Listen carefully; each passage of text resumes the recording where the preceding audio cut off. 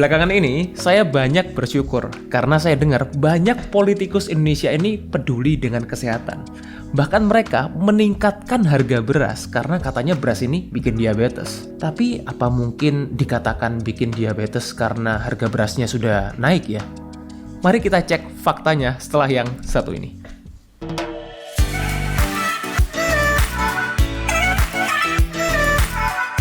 Oke, jadi sebelum masuk ke materinya, saya akan intro dulu, saya perkenalkan dulu yang ada di meja ini, Healthy Cook. Jadi Healthy Cook ini adalah provider makanan sehat yang berdomisili di Surabaya. Jadi ada cateringnya, juga ada cemilan-cemilan sehatnya juga. Spesialisasinya Healthy Cook ini adalah personalized healthy catering.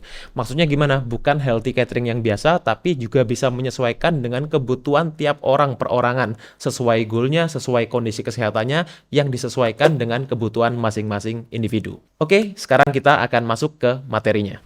Halo Sobat Sehat, jumpa lagi bersama dengan saya Dr. Hans di channel kesayangan kita SB30 Health episode Panas.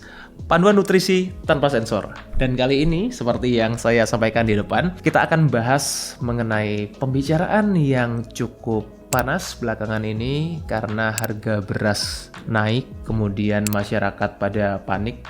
Ya, jangan heran karena memang makanan pokok orang Indonesia pada umumnya adalah beras atau nasi ya, yang kita kenal dengan nasi.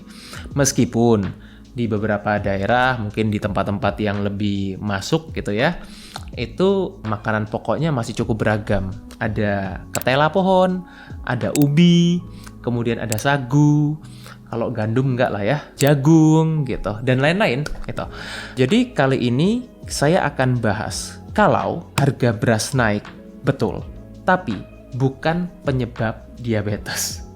Ya, sebelum kita bahas lebih jauh lagi kenapa seperti itu, kenapa saya memberikan statement seperti ini, apakah memang yang dikatakan oleh politikus-politikus itu sepenuhnya salah, kita akan cek dulu mengenai perbandingan beras putih terutama ya, karena ini adalah makanan pokok orang Indonesia.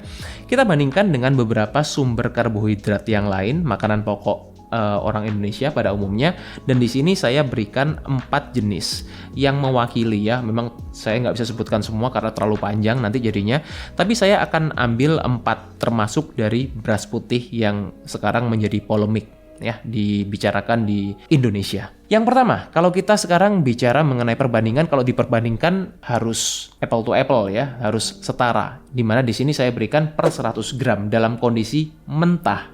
Oke, jelas ya? Oke, total kalori dari beras putih dalam kondisi mentah 100 gram dibandingkan kentang, dibandingkan ubi jalar, ya ubi yang manis itu, dan ketela pohon, atau yang mungkin di beberapa tempat lebih dikenal dengan istilah singkong. Oke, total kalorinya beras putih 365, sedangkan kentang per 100 gramnya 77, ubi jalar 86, dan ketela pohon 160 kalori per 100 gram mentah. Total lemaknya kalau beras putih itu adalah 0,5 gram, kemudian kentang itu 0,1 gram, ubi jalar 0,1 gram, dan ketela pohon 0,2 gram. Beda tipis banget. Total karbohidratnya adalah 79 gram untuk beras putih, 20 gram untuk kentang, 20 gram untuk ubi jalar, dan 39 gram untuk ketela pohon. Di mana di dalam karbohidrat ini ada kandungan gula dan serat. Gulanya 0,1 gram beras putih, 1,2 gram kentang, 4,2 gram ubi jalar, dan 1,7 gram ketela pohon. Ya. Seratnya 1,3 gram untuk beras putih, 2 gram untuk kentang, 3 gram untuk ubi jalar, dan 1,8 gram untuk ketela pohon. Sedangkan kandungan proteinnya untuk beras putih adalah 6,5 gram, untuk kentang 2 gram, untuk ubi jalar 1,6 gram, dan 1,36 gram untuk ketela pohon. Nah, jadi ini adalah kalau kita bicarakan dari tadi, ini adalah makronutrisinya ya. Itu yang kita sebut sebagai makronutrisi yang menghasilkan kalori. Sedangkan kalau kita tinjau dari glycemic indexnya yang selama ini selalu orang katakan, oh menentukan karbohidrat itu sehat atau tidaknya dari glycemic indexnya. Oke, kita bahas glycemic indexnya. Seberapa cepat sumber karbohidrat ini meningkatkan gula darah. Itulah glycemic index. Untuk beras putih adalah 72, untuk kentang antara 53 sampai 111. Saya jelaskan nanti kenapa range-nya cukup besar dua kalinya. Kemudian 46 sampai 81 untuk ubi, kemudian 46 sampai 55 untuk ketela pohon atau singkong. Oke, jadi gini, setelah kita kumpulkan, ya kita kolek semua ini, sekarang pertanyaannya, mana yang paling baik untuk gula darah? Nah, saya ambil di sini gula darah karena ini yang paling jadi concern biasanya ketika orang membicarakan mengenai karbohidrat. Bukankah begitu? Jadi kalau kita tinjau dari 4 jenis ini, sebetulnya untuk menentukan baik tidaknya gula darah yang selama ini selalu diukur dari glycemic index. Kita bahas dulu. Memang kalau kita lihat dari glycemic indexnya, yang paling rendah itu adalah ubi jalar ini, ya, dan ketela pohon. Itu di mana mereka antara 46 sampai 81 atau 46 sampai 55. Nah, kemudian apakah memang betul seperti ini? Kenapa kok range-nya cukup besar? Karena yang namanya glycemic index ini ditentukan bukan hanya dari satu pengukuran, di mana yang diukur tadi 46 81 ini adalah range ketika mereka sebelum diproduksi dan setelah diproduksi gitu ya. Diproduksi itu maksudnya gini, setelah diolah. Lebih tepatnya setelah diolah, bukan setelah diproduksi ya, setelah diolah. Nah, jadi cara memasak atau cara mengolah inilah yang menentukan bagaimana glycemic index yang kita konsumsi dari masing-masing karbohidrat itu. Contoh gini ya, kalau sekarang kita bicara mengenai ubi itu kan kalau ubi atau kentang kan kita nggak mungkin kondisinya mentah kita konsumsi. Otomatis kita biasanya akan melakukan pengolahan seperti ada yang di oven, ada yang dikukus, ada yang direbus, ada juga yang digoreng, kalau seperti itu. Nah, ini yang menentukan glycemic indexnya. Jadi kalau kita bicara mengenai glycemic index ini, kita perlu tahu yang kita bicarakan ini ubinya dalam keadaan apa. Mentah, kalau matang itu bagaimana prosesnya, kemudian kalau sudah dibuat tepung ubi, itu akan berbeda lagi. Ya, jadi tergantung cara pengolahannya. Jadi yang dikatakan glycemic index ini sebetulnya spektrumnya luas. Itu sebabnya kenapa saya paling jarang menilai suatu makanan itu baik atau tidaknya itu dari glycemic indexnya. Bukan berarti itu nggak penting ya, tapi akan kurang relevan karena apa? Karena jarang dong orang itu hanya, bahkan tidak mungkin kalau kita mau bicara mengenai makanan-makanan ini kita konsumsi mentah kan sangat jarang gitu ya, karena sumber karbohidrat ini makanan pokok cenderung akan diolah dulu sebelum dikonsumsi. Kemudian yang kedua adalah kombinasi makannya. Kombinasi makan ini seperti apa? Contoh, kalau kita bicara mengenai beras itu kan tidak hanya satu variasi dimasak di rice cooker misalnya gitu. Tapi juga orang itu selalu kombinasi makannya bukan cuma nasi saja, tapi nasi dengan sayur, nasi dengan lauk, kemudian nasi sendiri bisa diolah menjadi nasi kuning, nasi goreng, nasi apa lagi, macam-macam kan. Nah, jadi kalau kita bicara kombinasi karbohidrat ini juga akan menentukan glycemic index dari makanan yang kita konsumsi. Kemudian urutan makan. Saya pernah buat di salah satu feed di Instagram saya, mungkin bisa cek ya di Instagram saya itu, saya buat edukasi mengenai urutan makan itu juga berpengaruh terhadap lonjakan gula darah, bahkan metabolisme kita secara keseluruhan. Itu juga sudah pernah saya bahas di Instagram saya, jadi bisa dicek sendiri, saya buat di video warteg gitu pada waktu itu. Artinya apa? Kalau kita sekarang bicara mengenai glycemic index, ini pun tidak bisa kita jadikan satu-satunya parameter ya untuk menentukan apakah ini baik atau tidak untuk gula darah, karena tergantung dari tadi itu, tergantung dari cara masaknya, cara mengolahnya, kombinasi makannya atau urutan makannya. Yang kedua, kalau misalnya kita berbicara mengenai baik tidaknya untuk gula darah, kita juga perlu melihat salah satunya adalah dari total karbohidratnya. Dimana di sini kalau kita tinjau dari total karbohidratnya, memang yang paling baik adalah dari ubi jalar atau dari kentang itu. Nah, jadi ubi jalar atau kentang karena kandungan karbohidratnya per 100 gramnya itu adalah 20 gram. Jadi ketika kita berbicara mengenai ubi jalar atau kentang ini memang dia yang efeknya ya untuk gula darah itu relatif lebih baik. Nah, tapi kita juga jangan lupa kita ada yang namanya karbohidrat itu bukan cuma satu macam. Ada fiber, ada sugar, ada starch atau yang kita sebut dengan zat pati. Di mana yang baik itu adalah yang punya kandungan serat paling tinggi. Ya, karena apa? Karena serat yang tinggi itu menekan gula darah. Berbeda dengan karbohidrat yang tinggi pati. Tapi kalau kita bicara mengenai gulanya, sebetulnya rata-rata kandungan gulanya relatif rendah semua karbohidrat yang tidak diolah atau belum diolah gitu ya, belum dijadikan jajanan pasar, belum dijadikan kue dan lain-lain, otomatis mereka punya kandungan gula yang sangat-sangat rendah gitu. Yang tinggi apa sih? Yang tinggi adalah zat patinya. Nah, di mana zat pati ini ketika di dalam tubuh kita juga akan dipecah menjadi gula darah. Itulah yang perlu kita perhatikan gitu. Tapi sekarang kalau kita berbicara mengenai nasi, kembali lagi menjadi polemik yang sekarang banyak dibicarakan. Apakah betul karena nasi ini yang bikin diabetes gitu? Oh, karena kandungan karbohidratnya tinggi 79 gram. Kemudian glycemic indexnya juga tergolong tinggi 72, ya kan? Nah, di sini saya katakan ini bukan penyebab diabetes karena apa? Karena ini adalah beras. Jangan lupa, ya, beras ini ketika tadi dan takarannya ini per 100 gram. Jadi ketika kita harus relevan ya, kita harus relevan. Ketika kita berbicara mengenai beras otomatis dimasak dulu. Berdasarkan pengalaman, ya, karena saya juga sering masak. Jadi total karbohidrat dari beras ini itu ketika sudah menjadi nasi, ini berkurang sampai sepertiganya. Karena apa? Karena beras ini ketika kita masak, volumenya akan meningkat sekitar 3 kali lipat. Artinya apa? Ketika kita berbicara mengenai total karbohidrat di nasi, itu berbeda dengan total karbohidrat di beras.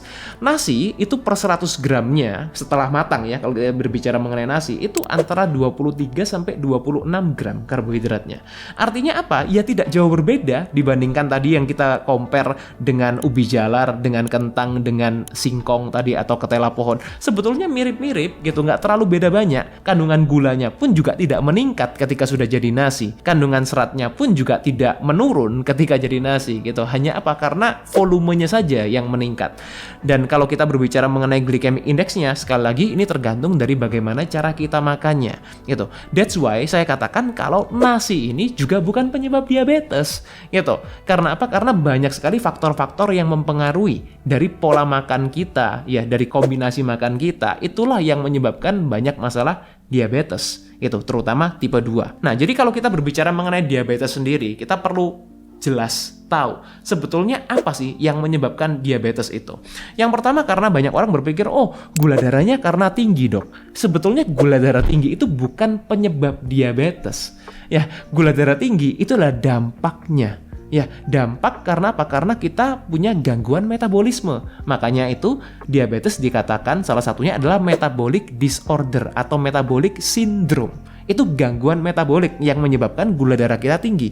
Tapi gula darah tinggi ini bukan penyebabnya, tapi dampaknya. Ya, bedakan ya antara penyebab dan dampak. Itu dua hal yang berbeda. Kemudian apalagi? Mungkin penyebab diabetes itu karena disfungsi pankreas gitu. Jadi pankreasnya itu bermasalah, terutama dari sel beta pankreas. Itu adalah diabetes tipe 1.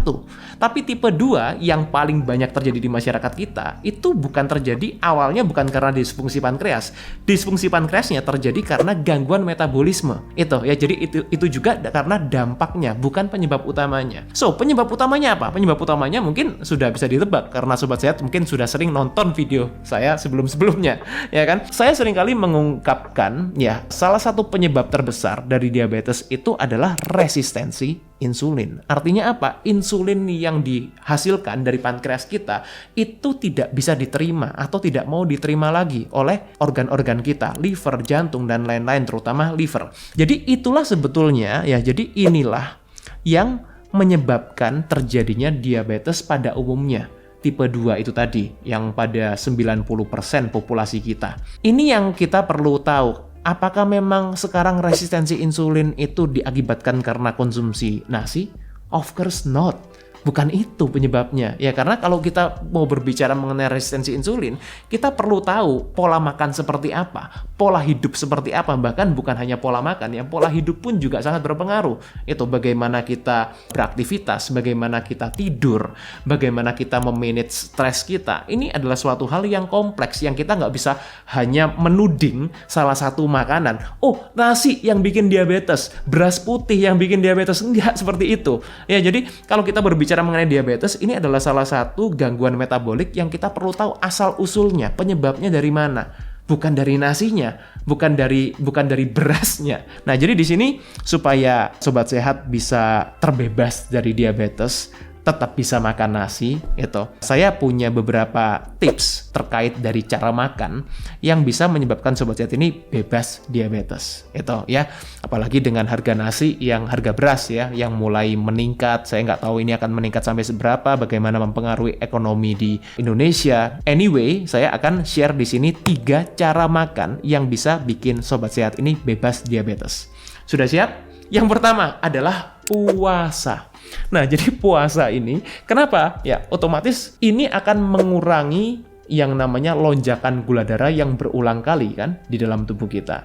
Saya rasa saya sudah banyak berbicara mengenai puasa, dan sobat sehat mungkin yang ingin tahu lebih detail soal puasa bisa nonton di video-video saya yang ini. Ya, sudah pernah saya bahas mengenai puasa.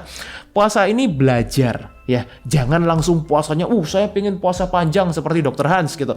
Nggak harus seperti itu. Ya, puasanya bertahap saja. Mulai dari berapa, Dok? Saya biasanya akan sarankan pasien itu mulai dari 12 jam.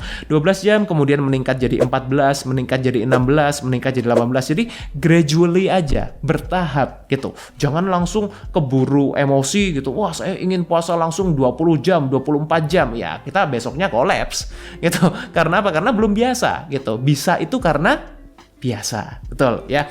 Nah, jadi puasa yang saya sampaikan di sini adalah water fasting, bukan dry fasting. Jadi berbeda dengan puasa Ramadan. Puasa Ramadan itu yang kita mungkin banyak kenal itu dry fasting, jadi tidak minum. Sedangkan yang di sini adalah water fasting. Artinya apa? Puasanya boleh minum. Itu. Kemudian prolong fasting, ini juga salah satu yang juga saya sering encourage ke pasien-pasien saya, sering saya sarankan. Prolong fasting yang tergolong prolong itu puasa panjang yang saya katakan ini lebih dari 48 jam. Ini boleh dilakukan buat yang sudah terbiasa berpuasa, ya jadi level up nih gitu. Dan bisa dilakukan juga secara rutin, misalnya selama seminggu sekali atau mungkin sebulan sekali juga boleh, tergantung dari kondisi kesehatan.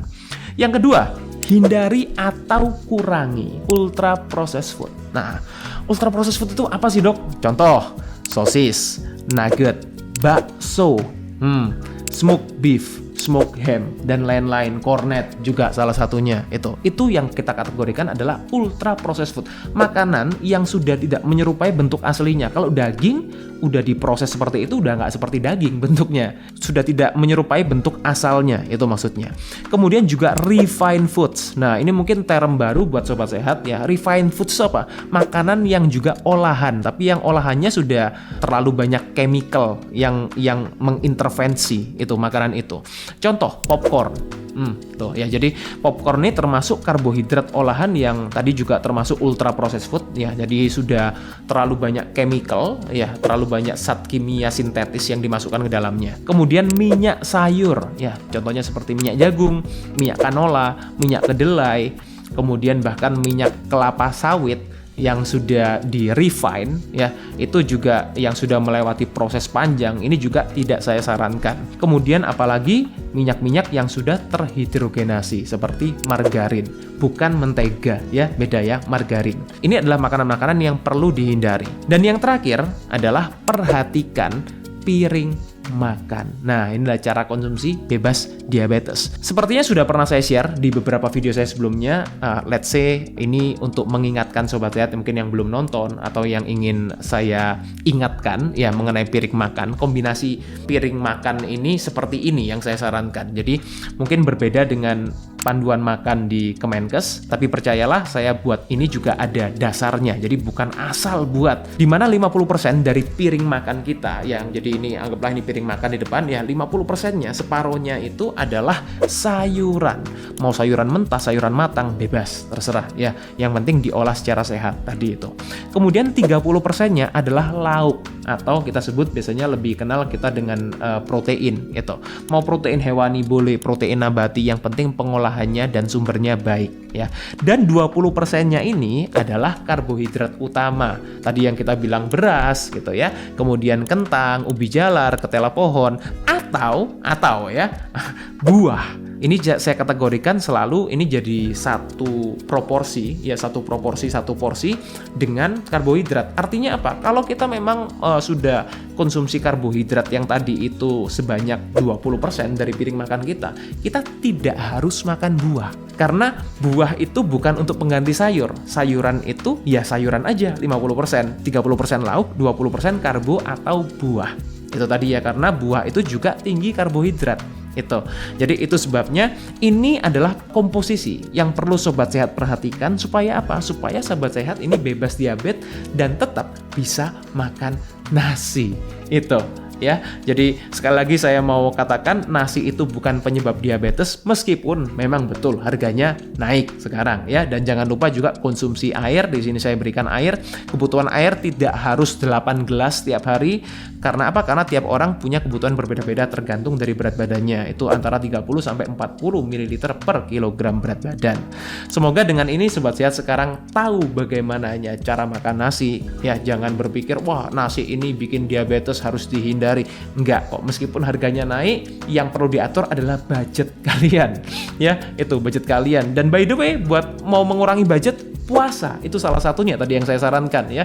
Otomatis kalau orang puasa, otomatis kan juga pengeluarannya juga berkurang. Itu juga bisa jadi salah satu solusi yang mungkin cukup signifikan ya, cukup efektif untuk sobat sehat yang mau berhemat. Sekarang berhemat sekaligus sehat. Semoga dengan ini sobat sehat semakin paham, dan buat sobat sehat yang mungkin punya pengalaman atau mungkin punya tips-tips yang lain, boleh juga tulis di kolom komen, nanti juga akan saya balas ketika saya sudah punya waktu luang ya. Semoga ini bermanfaat. Stay fit and stay healthy. Anyway, saya akan share di sini 3 cara makan yang bisa bikin sobat sehat ini bebas diabetes. Sudah siap? Yang pertama adalah puasa.